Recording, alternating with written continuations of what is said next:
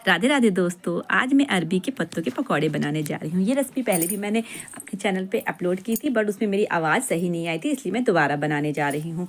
हमारे घर में अरबी के पत्ते बहुत ढेर सारे बरसात के मौसम में निकल आते हैं, तो उसे देखकर मेरा बेटा जिद करने लगा, मम्मा बनाओ पत्तों के पकौड़े बनाओ। तो मैंने कहा चलो बनाते हैं, स्टार्ट करते हैं। सबसे पहले जाल में मैंने 2 पोती लहसुन डाला, फिर उसमें 5-6 कलियाँ हरी मिर्च की और 2 बड़े बड़े टुकड़े अदरक का, और उसमें 2 चम्मच अजवाइन, 2 चम्मच जीरा, इन सभी को डालकर एक पेस्ट बना लिया। फिर इन पेस्ट को एक बर्तन में निकालकर साइड में रख दिया हमने। अब हमें चावल के आटे की ज़रूरत पड़ेगी, तो चावल के आटा का यहाँ पे हम यूज़ नहीं करते, क्योंकि यहाँ पे हम फ्रेश चावल यूज़ करेंगे, उससे टेस्ट अच्छा आएगा। चावल को 5-6 घंटे पहले मैंने भिगो कर रख दिया था, तो भीगे हुए चावल को हम यहाँ पे एक फाइन सा बैटर बना लिया। फिर ये चावल का आटा एक बर्तन में हम रख देंगे। अब यहाँ पे सारा जो मसाला है, बैटर है, उस सबको मिला के एक पेस्ट बनाएंगे। सबसे पहले बर्तन में वो जो पेस्ट बनाए थे शुरू में मसालों का, उसे ऐड किया। फिर पिसा हुआ चावल हमने डाला, फिर उसमें आधा किलो करीब उसमें बेसन डाला, फिर उसमें सारे मसाले डाले। आधी छोटी चम्मच हल्दी, आधा चम्मच कुटी हुई लाल मिर्च, 1 चम्मच जीरा पाउडर, आधी चम्मच गरम मसाला पाउडर, और टेस्ट के अकॉर्डिंग नमक हमें उतना डालना जितना हमारे पास पत्ते होंगे। फिर उसमें थोड़ा थोड़ा पानी डालकर एक थिक सा बैटर बना लेंगे। और बैटर ऐसा हो जो ज़्यादा पतला नहीं होना चाहिए, जो पत्ते में चिपक जाए, ऐसा बनाना है। ये हमारा बैटर बनकर रेडी हो गया, देख सकते हैं कैसा, जैसे हम भजिया पकौड़े वगैरह बनाते हैं वैसे ही रखना है। अब यहाँ पे पत्तों को हम तोड़ कर ले आए हैं और उसको अच्छे तरीके से वॉश कर दिए हैं दोनों साइड पे, देख सकते हैं। उसमें जो मोटी मोटी डंडियाँ लगी हुई हैं, उन डंडियों को हम चाकू से निकाल लेंगे।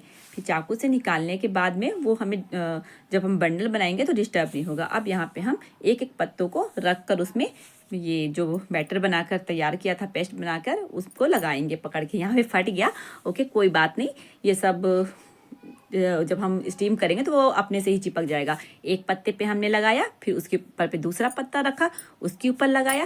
प्लेन वाला जो भाग है उसको नीचे साइड पे रखना है, और जो दरदरा वाला उसका साइड है उसे ऊपर। फिर हम उसको पलटा कर रखेंगे, मीन्स जैसा उसका नोक वाला साइड हमारे साइड और उसका जो चौड़ा वाला साइड है वो सामने साइड होगा, वैसे करके लगाते जाएंगे। फिर दोनों साइड से हम मोड़ेंगे, लेफ्ट राइट साइड से। एक्चुअली हम उसको उल्टा सीधा करके पत्ता इसलिए रखते हैं क्योंकि वो बराबर बने, मीन्स वो बंडल एक बराबर साइज का बने, वरना एक साइड पतला एक साइड मोटा बनेगा। फिर हम दोनों साइड से, लेफ्ट राइट दोनों साइड से मोड़ेंगे, उसमें पेस्ट लगाएंगे और इसे धीरे धीरे मोड़ के बंडल तैयार करेंगे। अगर आपसे बंडल नहीं बनता है तो इसमें आप धागा बांध सकते हैं, पर जब खाएंगे फ्राई करेंगे तब हम निकाल सकते हैं। लेकिन यहाँ पे मैं आपको दोबारा करके दिखा रही हूँ, जैसे नहीं बन रहा है तो उसमें थोड़ा सा और पेस्ट लगाएंगे और उसे फिर ऐसे मोड़ के रख देंगे। वो अपने आप जब स्टीम होगा तो सेट हो जाएगा। अब हम ऐसा कर करके सारे बंडल बनाकर तैयार कर लेते हैं। एक के ऊपर एक पत्ते लगा लगा कर आराम से सारे बंडल बनाकर तैयार कर लिए। अगर कोई ढीला भी है कोई बात नहीं। अब हम इसे स्टीम करने रखेंगे। गैस चालू की, उसमें हम इडली के सांचे में 1 गिलास पानी डालें, और जो सबसे नीचे वाला उसकी प्लेट थी उसको रख कर उसके ऊपर जितने सारे बंडल हमने यहाँ पे तैयार किया हुआ था वो सारे बंडल को हम इसमें अच्छे से जमा देंगे। यहाँ पे एक एक करके सारे बंडलों को जमा देना है, फिर उसे ढक देना है। ढक कर हमको करीब 20 से 25 मिनट तक उसको हाई फ्लेम में स्टीम करना है। स्टीम हो चुका है तो हम देखेंगे, तो उसमें से थोड़ा सा जो स्टीम का जो पूरा रहता है उससे हमारा हाथ जल सकता है, इसलिए मैंने छोड़ दिया था उसको। 2 से 3 घंटे के बाद मैंने खोल के देखा तो वो ठंडा हो चुका है, जिससे मैं आराम से उसको हाथ से टच कर सक रही हूँ। अब उसे निकाल कर हम यहाँ पे कट कर लेंगे। आप चाहे तो ऐसे भी खा सकते हैं, वो बहुत ज़्यादा हेल्दी होता है, बट फ्राई कर में थोड़ा सा उसकी प्रोटीन वगैरह सब कम हो जाती हैं, लेकिन लगता ज़्यादा अच्छा वो फ्राई वाला है। लेकिन ये भी अच्छा लगता है, मैं ऐसे ही खा लेती हूँ। मेरा बेटा भी इसे बहुत ज़्यादा पसंद करता है, वो ऐसा वाला भी खाएगा जो बॉयल वाला है, स्टीम वाला, और फ्राई वाला, और सेलो फ्राई भी खाएगा। यहाँ पे कढ़ाई में तेल डालकर मैंने गरम कर लिया है। आप चाहे तो ऐसे भी खा के देखिएगा और बताइएगा कैसा लगा आपको इसका टेस्ट। आप घर में अरबी लाकर घर में किसी गमले में लगा लीजिएगा पत्ता, फिर निकलेगा बरसात में या पानी डालने से, तो बनाइएगा। यहाँ तेल हाई फ्लेम में गर्म हो चुका है। अब हम इसमें एक एक करके सारे कटी हुई पीस डाल देंगे। अब यहाँ पे इसे गोल्डन होने तक फ्राई करेंगे। इससे थोड़ी प्रोटीन चले जाती है। अगर आपको पसंद है तो आप इसको सेलो फ्राई कर सकते हैं या फिर जो स्टीम वाला है वैसे ही खाइए, बहुत ही टेस्टी लगेगा। अगर आप एक बार बनाएंगे तो आप पत्तों को खोजेंगे, कहाँ से मिले हम खाएं। मेरे यहाँ पे लगा है, लोग मांगने आते हैं, पर हम लोग को ही नहीं होता है, तो हम किसी को ज़्यादा देते भी नहीं है, क्योंकि बहुत ज़्यादा पसंद मेरे घर में करते हैं। यहाँ पे मैं सेलो फ्राई भी कर लेती हूँ। तवे में थोड़ा सा तेल लगाकर उसको दोनों साइड पे सेक लूँगी।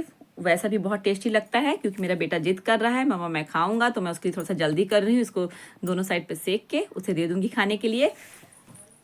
और आपको जैसा पसंद आए आप वैसा खाइए, पर आपको सबसे ज़्यादा पसंद फ्राई वाला आएगा, डीप फ्राई का।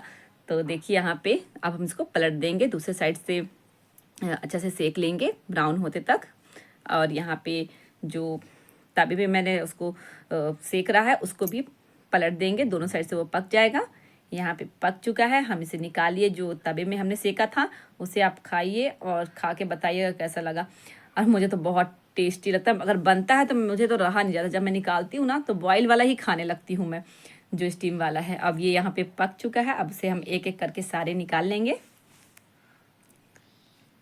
फिर खाइए और अपने घर वालों को भी खिलाइए। फिर बताइएगा कि आपको कैसी लगी मेरी रेसिपी, कमेंट पे बताइएगा। और लाइक करिएगा, मेरे चैनल को सब्सक्राइब करिएगा। थोड़ा सा मैं अभी न्यू वीडियो बनाना चालू कर रही हूँ, तो थोड़ा सा उसमें मिस्टेक हो जाती है। पहले वाले वीडियो में थोड़ी मेरी आवाज़ डबल हो गई थी, इस वजह से मैं ये दोबारा से ये वीडियो डाल रही हूँ। और थैंक यू फॉर वॉचिंग।